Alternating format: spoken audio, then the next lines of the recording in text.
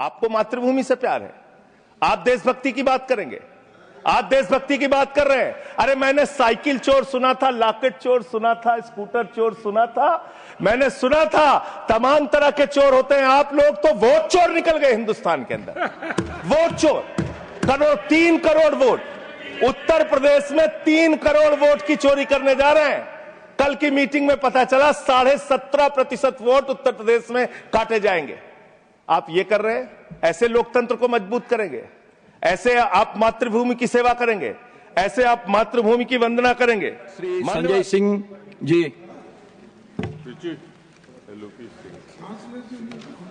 Vande Mataram sir, आपका बहुत बहुत आभार कि आपने वंदे मातरम जैसे महत्वपूर्ण विषय पर मुझे अपनी बात कहने का अवसर दिया।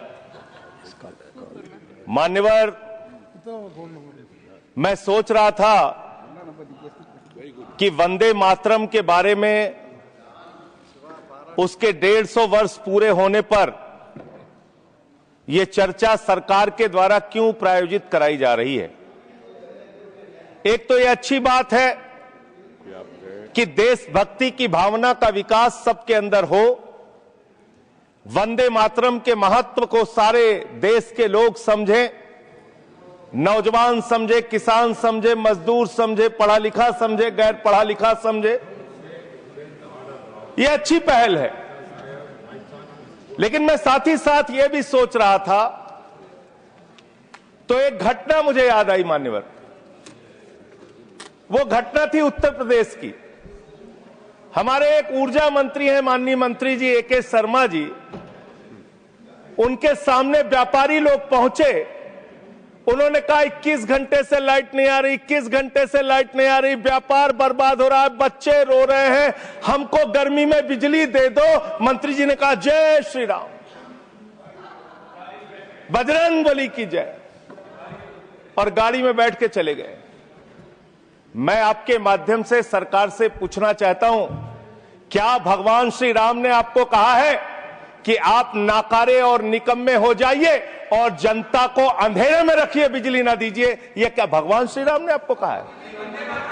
यह शिक्षा आपको भगवान श्री राम ने दी है? मान्यवर, मुझे वंदे मातरम आम आदमी पार्टी की रैलियों में, आम आदमी पार्टी की सभाओं में जब भारत माता की जय और वंदे मातरम जोर जोर से लगाए जाते हैं। किसी दिन लगाने का मन हो तो आ जाना हमारी पार्टी के कार्यक्रम में, आपसे ज्यादा तेजी के साथ वहां पर वंदे मातरम लगाएंगे। सदन में भी लगाना चाहते हो लगाओ। तो आप इन नारों के पीछे, ये नारे देशभक्ति के हैं, ये नारे देश की रक्षा के हैं, ये नारे देश को आजादी दिलाने के लिए हैं। ये नारों के पीछे अपने गुनाहों को छिपाने के लिए नारे नहीं है, मैं कहना चाहता हूं मान्यवर। और आप क्या कर रहे हैं? आप इन नारों के पीछे अपने गुनाहों और अपराध को छिपाना चाहते हैं। वंदे मातरम का मतलब क्या है? वंदे मातरम का मतलब है मातृभूमि की वंदना। मातृभूमि की वंदना। हम मातृभूमि की वंदना करते हैं, तो आप कैसे मातृभूमि की वंदना कर रहे हैं? अरे 1 रुपए में तो एक आम नहीं मिलता। आपने 1 रुपए में अडानी को 1050 एकड़ जमीन और 10 लाख आम और लीची के पेड़ दे दिए। ये मातृभूमि की वंदना है। ये आपकी मातृभूमि की वंदना है। आप मातृभूमि को बेचकर मातृभूमि की वंदना कर रहे हैं। ये मातृभूमि की, आज वंदे मातरम पे ही बात करूंगा सर। मातृभूमि की वंदना, मातृभूमि की वंदना हिंदुस्तान के एयरपोर्ट को बेच के नहीं हो सकती। मातृभूमि की वंदना रेल को बेच के नहीं हो सकती, सेल को बेचकर नहीं हो सकती, समुद्री तटों को बेचकर नहीं हो सकती, कोयला और गैस को बेच के नहीं हो सकती, हिंदुस्तान की जमीनों को बेच के नहीं हो सकती। तुम लोग मातृभूमि को बेचने वाले लोग हो, तुम मातृभूमि की वंदना करने वाले लोग नहीं हो। मान्यवर, वंदे मातरम पे ही सुनिए। आज वंदे मातरम के अलावा कुछ बोलूंगा ही नहीं। मातृभूमि की वंदना, इस मातृभूमि की वंदना में जब यहां पे लीडर ऑफ द अपोजिशन बोल रहे थे, मान्यवर Honorable LOH. I am not yielding sir, I am not yielding sir. Let him just sir, make I am his not point. yielding sir, I am not yielding sir. जब leader of opposition बोल रहे थे, authenticate it please then. जब leader, sir I am not yielding, sir I am not yielding. जब यहाँ पे leader of opposition बोल रहे थे, No point of order. खड़गे साहब, उनके मुंह से No point of order. दलित शब्द निकल गया, दलित शब्द निकल गया. पूरी की पूरी भारतीय जनता पार्टी हाउस में खड़े होकर विरोध करने लगी.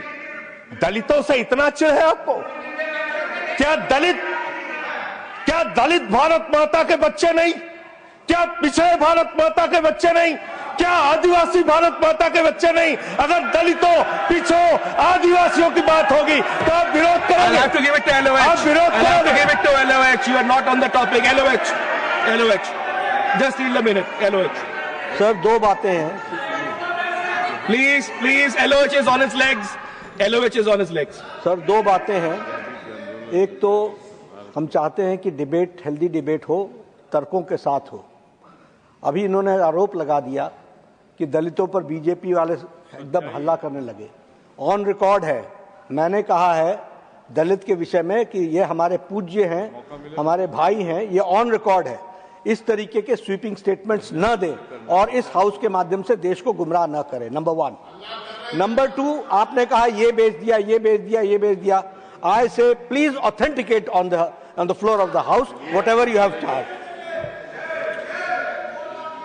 देखिए, आज सर बहुत अच्छी बात गृह मंत्री जी भी कह के गए और लीडर ऑफ द हाउस भी कह रहे हैं कि जो कुछ भी मैं बोलूं उसको ऑथेंटिकेट करूं. और मैं आपसे अनुरोध कर रहा हूं सर कि अगर मैं ऑथेंटिकेट ना करूं तो मेरे खिलाफ कार्रवाई की जाए. एक एक चीज मैं ऑथेंटिकेट करूंगा. अगर मैं कोई बात कह रहा हूं तो उसको ऑथेंटिकेट करूंगा. दूसरी बात, शहीद खुदीराम बोस की बात हुई सर, कल उस सदन में चर्चा हुई. हिंदुस्तान के सबसे युवा क्रांतिकारी जिन्होंने फांसी के फंदे को चूमा, वंदे मातरम का नारा लगाया. शहीद खुदीराम बोस, शहीद रोशन सिंह, शहीद राजेंद्र लहड़ी, शहीद अशफाक उल्ला, शहीद राम प्रसाद बिस्मिल, शहीद प्रफुल्ल चाकी, हिंदुस्तान के तमाम क्रांतिकारियों ने जब फांसी के फंदे को चूमा, शहीद आजम भगत सिंह, शहीद सुखदेव, शहीद राजगुरु, सबने वंदे मातरम का नारा लगाया. सबने वंदे मातरम का नारा लगाया.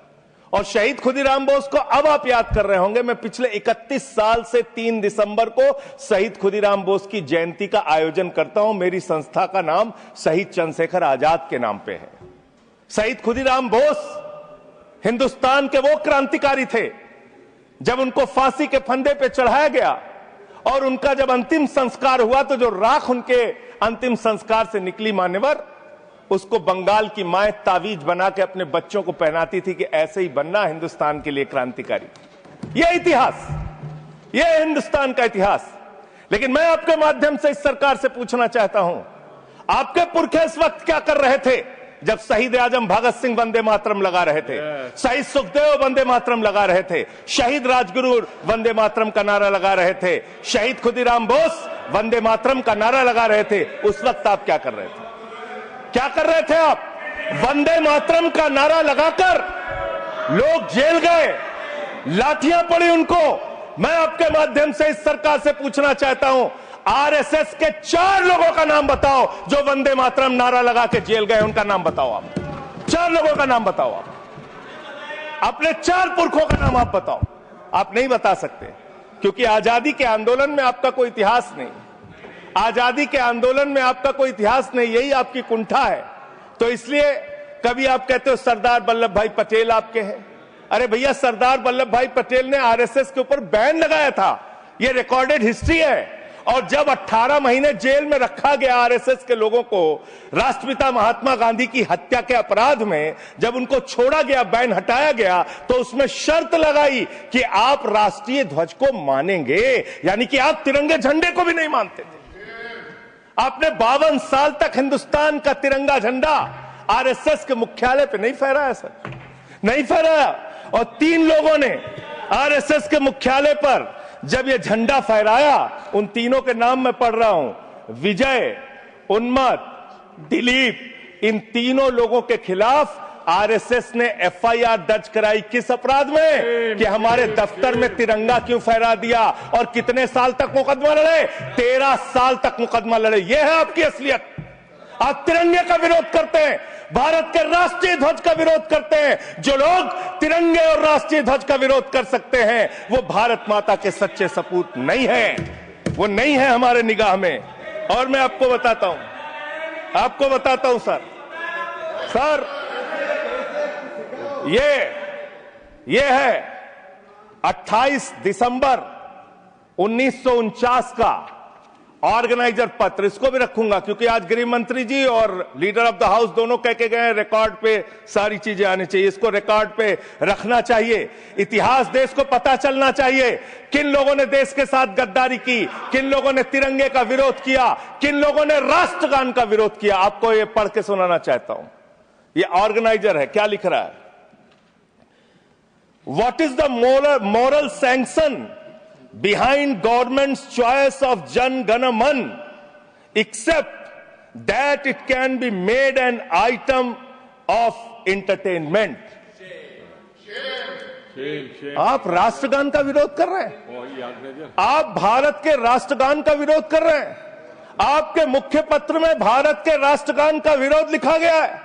इसके लिए भारत के प्रधानमंत्री को और पूरी की पूरी भारतीय जनता पार्टी को, जो अपने आप को आरएसएस को अपना आदर्श मानती है, पूरे देश से माफी मांगनी चाहिए। ये रिकॉर्ड पे लाऊंगा सर, इसको रख लीजिएगा, ये रिकॉर्ड पे रखा जाए। मान्यवर, फिर से बोल दे रहा हूं, 28 दिसंबर 1949 ऑर्गेनाइजर अखबार जो आरएसएस का मुख्य पत्र है, और इस आरएसएस के मुख्य पत्र में फिर से लिख दे रहा हूं, फिर से पढ़ दे रहा हूं क्या लिखा हुआ है। What is the moral sanction behind government's choice of Jan Gana Man? Unnecessary it will get provoked. It can be made an item of entertainment. Please continue. ये लिखा Sanjay ji unnecessarily provoke. Continue. अच्छा सर मैं आपसे ये कहना चाहता हूं कि आपने तिरंगे का विरोध किया, राष्ट्रगान का विरोध किया, वंदे मातरम आपने लगाया नहीं कभी। कोई आपका व्यक्ति देश की आजादी के आंदोलन में जेल नहीं गया कभी। आपने कोई देश के लिए, हमारे यहां अवधि में कहावत है, नाखून कटाए कि शहीद ना बना भैया। तू तो नाखूनों नहीं कटाया भैया, बिना नाखून कटाए शहीद बना चाहता है, बिना नाखून कटाए शहीद। ऐसे काम नहीं चलेगा सर। जिन्ना का भी जिक्र कल दूसरे सदन में हुआ, प्रधानमंत्री जी ने जिक्र किया। जिन्ना के साथ आपके कितने गहरे और मधुर संबंध थे, क्या इस देश के लोगों को पता है? नहीं पता, मैं बताता हूं। श्यामा प्रसाद मुखर्जी जी फजलुल हक की गवर्नमेंट में फाइनेंस मिनिस्टर थे, और फाइनेंस मिनिस्टर रहते हुए उन्होंने अंग्रेज गवर्नर को चिट्ठी लिखी थी। Shyama Prasad followed this and told Governor Herbert the administration of the Bengal province should be carried on in such a manner that in spite of the best efforts of the Congress, this Quit India movement will fail. ये चिट्ठी लिखी है। आपने भारत छोड़ो आंदोलन के खिलाफ आपके नेता, जनसंघ के पहले राष्ट्रीय अध्यक्ष और तत्कालीन गवर्नमेंट में जो वित्त मंत्री थे, उन्होंने चिट्ठी लिखी अंग्रेज गवर्नर को और कहा कि भारत छोड़ो आंदोलन, जो हिंदुस्तान के क्रांतिकारियों का आंदोलन था, जो देश की आजादी का आंदोलन था, वो आंदोलन कुचल देना चाहिए, खत्म कर देना चाहिए। ये है रिकॉर्डेड हिस्ट्री आपकी। ये आपको, आपके बारे में पूरे देश को पता रहना चाहिए। अब जिन्ना, हाँ, इसको भी सभा के पटल पर रखूंगा। जिन्ना और आपके रिश्ते क्या थे? कितने मधुर रिश्ते थे। एक राज्य में सरकार नहीं बनाई मान्यवर इन्होंने, नॉर्थ वेस्ट फ्रंटियर, सिंध प्रांत और फजलुल हक की गवर्नमेंट। फजलुल हक वो शख्स है जो पाकिस्तान बनने के बाद वहां की सरकार का गृह मंत्री बना। आपके रिश्ते उन लोगों के साथ थे, ये देश को पता होना चाहिए। इसलिए आप किसी को भी देशभक्ति का प्रमाण पत्र बांटने का काम मत कीजिए। आप वंदे मातरम लगाने का काम कर रहे हैं और देश की सुरक्षा के साथ खिलवाड़ कर रहे हैं। आप भारत की सेना को 4 साल के अग्निवीर पे लेके आ गए, जो हिंदुस्तान की सीमा की सुरक्षा करने वाले हैं, जो वंदे मातरम का नारा लगाते हैं हमारे जवान, हमारे सैनिक, जो -50 डिग्री टेम्परेचर में, सियाचिन में और प्लस 50 डिग्री टेम्परेचर में, जैसलमेर में भारत की सीमाओं की रक्षा करते हैं, इस मातृभूमि की रक्षा करते हैं। उनके पीठ में छुरा मारने का काम आपने किया, उनकी नौकरी 4 साल की कर दी अग्निवीर की। आपको मातृभूमि से प्यार है, आप देशभक्ति की बात करेंगे, आप देशभक्ति की बात कर रहे हैं। अरे मैंने साइकिल चोर सुना था, लॉकेट चोर सुना था, स्कूटर चोर सुना था, मैंने सुना था तमाम तरह के चोर होते हैं। आप लोग तो वोट चोर निकल गए हिंदुस्तान के अंदर, वोट चोर। 3 करोड़ वोट उत्तर प्रदेश में 3 करोड़ वोट की चोरी करने जा रहे हैं। कल की मीटिंग में पता चला 17.5% वोट उत्तर प्रदेश में काटे जाएंगे। आप ये कर रहे हैं, ऐसे लोकतंत्र को मजबूत करेंगे? ऐसे आप मातृभूमि की सेवा करेंगे? ऐसे आप मातृभूमि की वंदना करेंगे? मान्यवर, मैं आप लोगों से सिर्फ इतना कहना चाहता हूं मान्यवर आपके माध्यम से कि हमने फिल्मों में सीन देखी है, डाकू लोग आते हैं जय भवानी जय भवानी जय भवानी कह के, और वो गांव का गांव लूट के चले जाते हैं। जय भवानी कह के गांव का गांव लूट के चले जाते हैं। हम इस देश के अंदर किसी भी सरकार को वंदे मातरम और भारत माता की जय लगाकर देश को लूटने की इजाजत नहीं देंगे। वंदे मातरम लगाएंगे, भारत माता की जय लगाएंगे, जय हिंद भी कहेंगे, राष्ट्रगान भी कहेंगे, वंदे मातरम भी गाएंगे, लेकिन देश के साथ गद्दारी और धोखेबाजी नहीं करने देंगे, आपको नहीं करने देंगे। ये देशभक्ति के नारे हैं, ये देशभक्ति के नारे हैं। आप बेरोजगारी पे बात नहीं करना चाहते, महंगाई पे बात नहीं करना चाहते, दलितों का मंदिर में प्रवेश वर्जित है, कहीं उनको रोका जा रहा है, उस पे बात नहीं करना चाहते, पिछड़ों का शोषण हो रहा है, उस पे बात नहीं करना चाहते। आपने मातृभूमि की सेवा यह की है कि आज हिंदुस्तान के ऊपर 200 लाख करोड़ रुपए का कर्जा है, 200 लाख करोड़ रुपए का कर्जा आपने हिंदुस्तान को आज इस स्तर पे पहुंचाने का काम किया है। और दूसरी बात मैं पूछना चाहता हूं आपके माध्यम से मान्यवर, इस देश में मजदूर भी हैं, किसान भी हैं, आदिवासी भी हैं, दलित भी हैं, पिछड़े भी हैं, सवर्ण भी हैं, सब में अनपढ़ है, सब में भारी संख्या है जो पढ़े लिखे नहीं है, जिनको संस्कृत का ज्ञान नहीं है, जो नहीं पढ़ सकते वंदे मातरम। तो आप उनको कह रहे हैं कि वो देशभक्त नहीं है। मैं आपके माध्यम से कहना चाहता हूं, वो देश को लूटने वाले अडानी जैसे पूंजीपतियों से ज्यादा बड़े देशभक्त हैं, जो अपने बच्चों के लिए श्रम करते हैं, मजदूरी करते हैं, कुली का काम करते हैं और अपने बच्चों का पेट भी पालते हैं, देश की भी सेवा करते हैं। वो आपसे ज्यादा देशभक्त हैं। उनकी देशभक्ति को आप इससे चेक करने का काम मत कीजिए, उससे परीक्षा करने का काम मत कीजिए। मान्यवर, मैं अंत में एक और बयान आया, उसका जिक्र करके अपनी बात को खत्म करूंगा। अभी SIR की प्रक्रिया के तहत उत्तर प्रदेश के मुख्यमंत्री ने कहा कि डिटेंशन सेंटर बनाए जाएंगे। 80 लाख लोगों के वोट आपने बिहार में काट दिए, वहां कितने घुसपैठिए मिले आपको? अरे भाई, ये भी मातृभूमि की बात हो रही है। आप लोग चाहते हैं बांग्लादेशी यहां पे आ जाएं, मातृभूमि को सुरक्षा को खतरा हो जाए? आपको तो चिंता वही है ना, वही तो बात कर रहा हूं। कितने बांग्लादेशी घुसपैठिया मिले? कितने बांग्लादेशी घुसपैठिया मिले?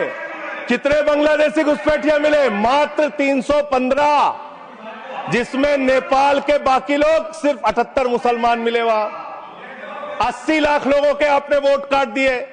अब आप कह रहे हैं उनको डिटेंशन सेंटर में रखेंगे, उनको डिटेंशन सेंटर में आप रखेंगे जो हिंदू हैं, जिनके जो पूर्व IAS हैं। आप इस देश का सिर्फ माहौल बिगाड़ना चाहते हैं। आप इस देश को सिर्फ नकली नारों के पीछे सिर्फ आप अपने आप को छिपाना चाहते हैं। वंदे मातरम देशभक्ति का नारा है, भारत माता की जय देशभक्ति का। हां, दिल्ली में तो काटोगे ही आप, ठीक ही कह रहे हो, पहले से ही नियत बता दिया। दिल्ली की हालत तो कर दी आपने। अरे इसमें क्या लिखा हुआ है? इसमें क्या लिखा हुआ है? सुजलाम सुफलाम, सुजलाम सुफलाम, शुद्ध जल शुद्ध फल और मधुर वाणी। मधुर वाणी, मधुर वाणी कौन बोल रहा है? देश के प्रधानमंत्री मधुर वाणी बोल रहे हैं। मुजरा जैसे शब्दों, अरे भाई इसी वंदे मातरम की 40 सेकंड्स रह गए सर, वंदे मातरम की तो बात कर रहा हूं, हमारे पास और टाइम है सर, टाइम है सर। सर मधुर वाणी, मधुर वाणी, मधुर वाणी, सर जहरीली हवा और जहरीला पानी दिल्ली में दे रहे हैं, हमारे पूर्वांचल के भाइयों के ऊपर बुलडोजर चला रहे हैं। सर मेरे टाइम में से काट लीजिएगा, पार्टी टाइम में से काट लीजिएगा, प्लीज कंक्लूड, पार्टी टाइम में से काट लीजिएगा। सर हमारी पार्टी का टाइम 24 मिनट है। प्लीज 1 सेकंड दिल्ली को, Sanjay ji 1 second honourable members 1 second, शांत हो जाओ। माननीय संजय जी कंक्लूड करिए, आपका समय खत्म हो रहा है। सर 24 मिनट मेरा टाइम है, प्लीज। मैं अपने माननीय Neeraj ji please he is concluding, please conclude 10 second sir, please conclude, आपका समय समाप्त हो गया। सर मेरी पार्टी का समय 24 मिनट है, ठीक है, मेरी पार्टी का समय 24 मिनट है। और कोई स्पीकर नहीं है आपके? स्पीकर एक और है, उनमें से आप काट लीजिएगा समय, मैं कह रहा हूं ना। हाँ, ये हमारा अधिकार है, पार्टी का अधिकार है। तो मान्यवर 10 महीने में आपने दिल्ली की वो हालत कर दी, जहरीली हवा यहां पर आने लगी, दिल्ली को आपने दुनिया का सबसे प्रदूषित शहर बना दिया। बच्चों शांत हो जाओ, बच्चों शांत, बच्चों हल्ला मत करो, शांत हो जाओ। अरे एक मुख्यमंत्री इन्होंने बनाया है, कंक्लूड करिए सर, एक मुख्यमंत्री बनाया इन्होंने, प्लीज, खत्म कर रहा हूं प्लीज। एक मुख्यमंत्री बनाया है जिसको ये नहीं मालूम कि AQI होता क्या है, कंक्लूड करिए। वो टेम्परेचर बता रही है, ये हालत है। तो इसलिए मैं अंत में इन्हीं लाइनों के साथ कि पहले ये तय करो कि वफादार कौन है, ये वक्त तय करेगा कि गद्दार कौन है, ये वक्त तय करेगा कि गद्दार कौन है। पहले ये तय करो कि वफादार कौन है, ये वक्त तय करेगा कि गद्दार कौन है। वंदे वंदे थैंक यू, वंदे वंदे वंदे वंदे वंदे वंदे। कोई बीजेपी वाला वंदे मातरम नहीं लगाया सर।